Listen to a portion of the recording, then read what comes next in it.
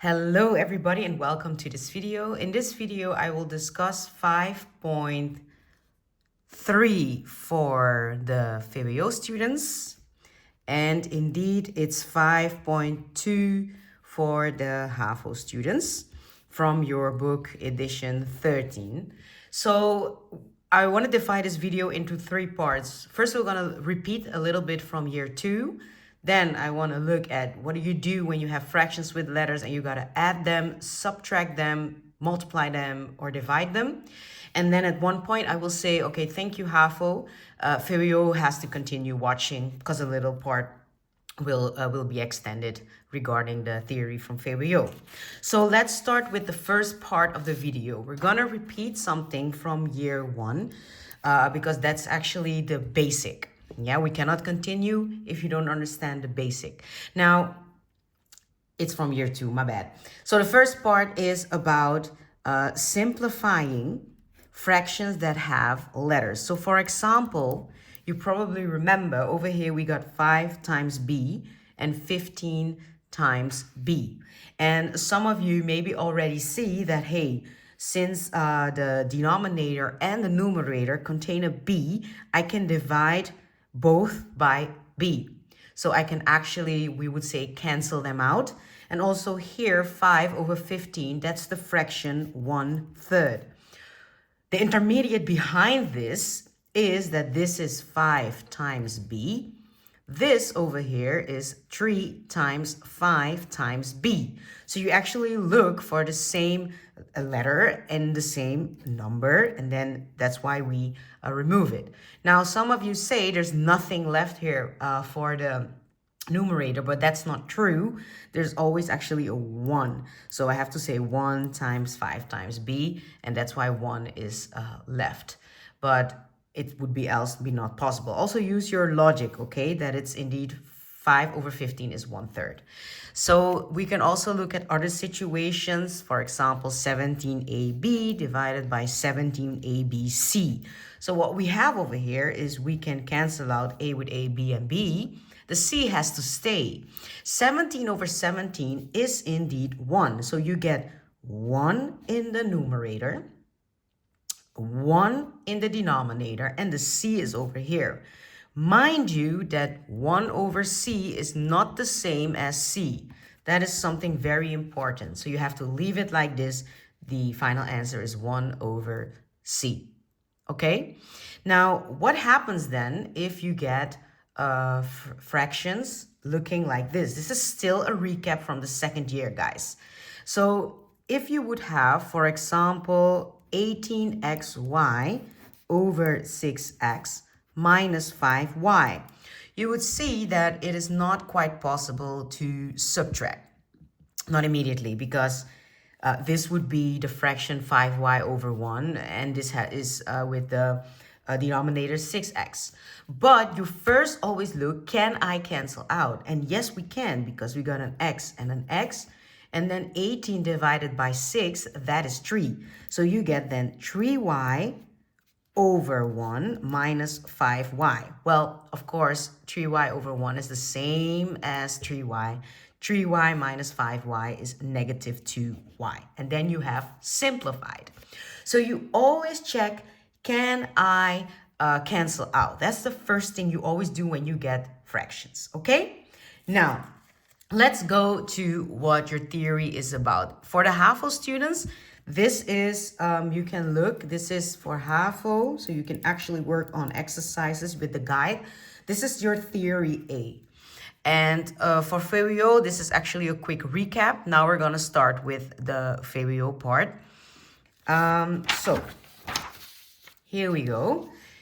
Now we have other questions. I have to get it. Give me a second. Yeah.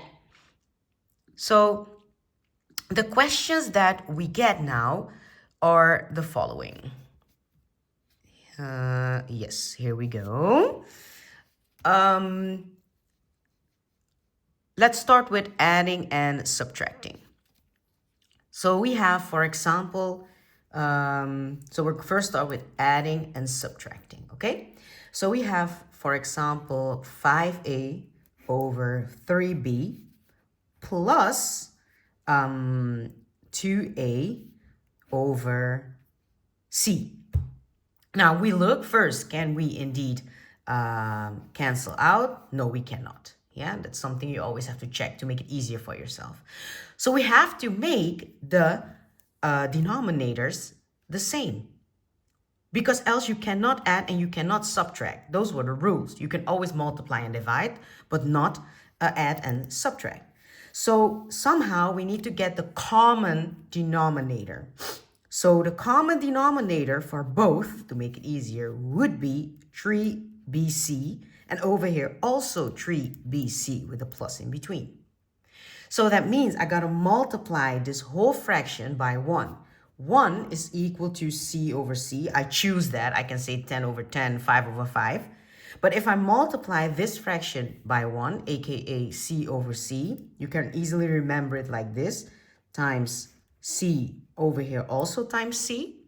We then get 3bc. And over here, we then get 5 times a times c.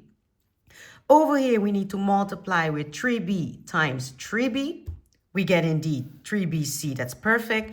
And over there, we get 6ab. Now, don't worry about the numerator not being the same. That's okay. As long as the denominator is the same, we're good to go. So we get one fraction now, 3bc. And here as numerator, we get 5ac plus 6ab, or you can switch it up. That doesn't matter. It just stays like this. Okay? Now, let's look at another example. I want to take a more difficult example, actually. Yes. So let's look at this. Let's see if you're paying attention. You got this one.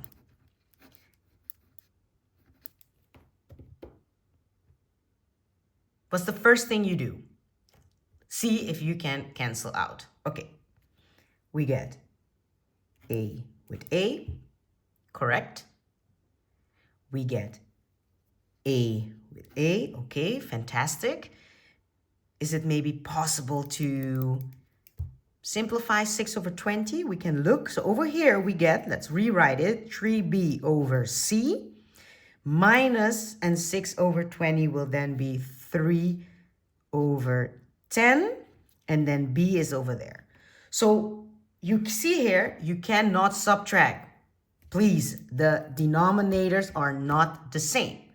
So you would be making them the same by indeed multiplying times c over here, multiplying times 10, right? Now, we can do that. Let's do that. So we multiply times 10 over here, times 10 over there. We multiply times c over there, times c over there. We get the common denominator, 10c, and over here also 10c. We get then 30b minus 3bc. Eventually, we get 30b minus 3bc over 10c. Mind you, you cannot cancel out because this term doesn't contain a c. This will eventually be the final answer. I also want to refer to your book, what it's saying about bringing the numbers to the front. This is also correct. But let's take a look what happens if you would eventually rewrite this. Okay, so 3b over c, right, is the same as 1 over c times 3b. Yes, because this is the denominator and this is the numerator. I just separated them. Over here, we get 3b over 10, right? Which is the same as 1 over 10 times 3b. So for the Ferio students, this is quite interesting. You would be able to rewrite this as 3b times 1 over c minus 1 over 10, because if you expand the brackets, you get this, equally this, and then it equals this. But this is just to show you there are more methods to solve. And this is, of course, the same as that, if you can also see that. But okay, digging too deep into it, let's go on to multiplying and dividing, because for minus it's the same thing. You keep the minus in the front. There are some tricky questions, but you have to experience that while you make the exercises. So let's have a look at multiplying and dividing. Well, that is the easiest part. Just want to tell you, if you have to multiply fractions and the letters are not the same, it's perfect. It doesn't matter, because you learned multiplying fractions means, in Dutch you would say teller keer teller and noemer keer noemer. So it's numerator times numerator, denominator times denominator. So you would just get 90 over 20 AB. You make sure you simplify it, divide by 10, 2AB, and you're done. Yeah, if you want to rewrite this, sure, but this is already good. Yeah, so it's just multiplying. Yeah, if you have questions, for example, and that's more for VWO, that's why I'm now going to the VWO book to show you. If you have, for example, 3x squared, x plus 2 times, let's say 5x over x minus 2. Well, what you do here, make sure you put your brackets around the denominator or the numerator that has more than one term, of course. And then you multiply. Teller ke teller, noemer ke noemer. So over here you get 15x to the power of 3. Over here, this is a remarkable product. It's a special product, one that your classmate discussed. So you can use intermediate, but if you don't use it, it's even better, because now you can see that this is x squared and this will become minus 4. Final answer. You can rewrite it by maybe, yeah, nah, this is better.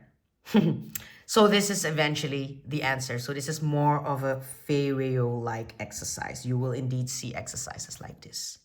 Let's go to division. Okay, so let me just write on the back the division part. Dividing, I think when you were maybe in, let's use the same example.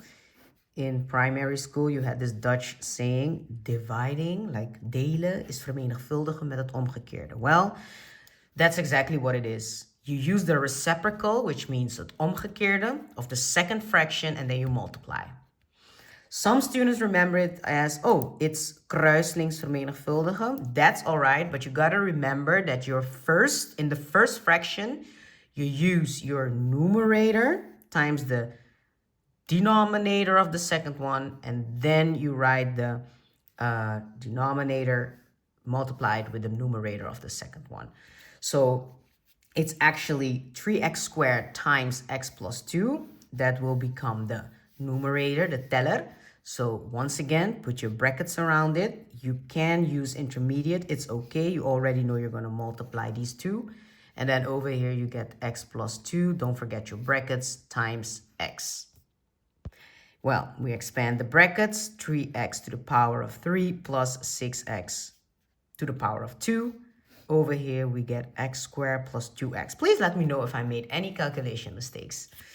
Now, for, this is once again a HAVO example. Well, for, a VWO example for HAVO, let's have a look. What about this one? 10 divided by the fraction 3 over 5x with brackets. So let me just write VWO. And this, of course, you know, HAVO and VWO. Well, if you rewrite this, because you know this fraction lines means divide, you get 10 divided by, this fraction line is the division, by the fraction 3 over 5x. It looks now more like this. Yeah, but teacher, the 10, it's not a fraction. Yes, you just put the 1 there. Hey, eventually, you do the same thing, kruislings vermenigvuldigen. You can get 50x over 3. And you are finished.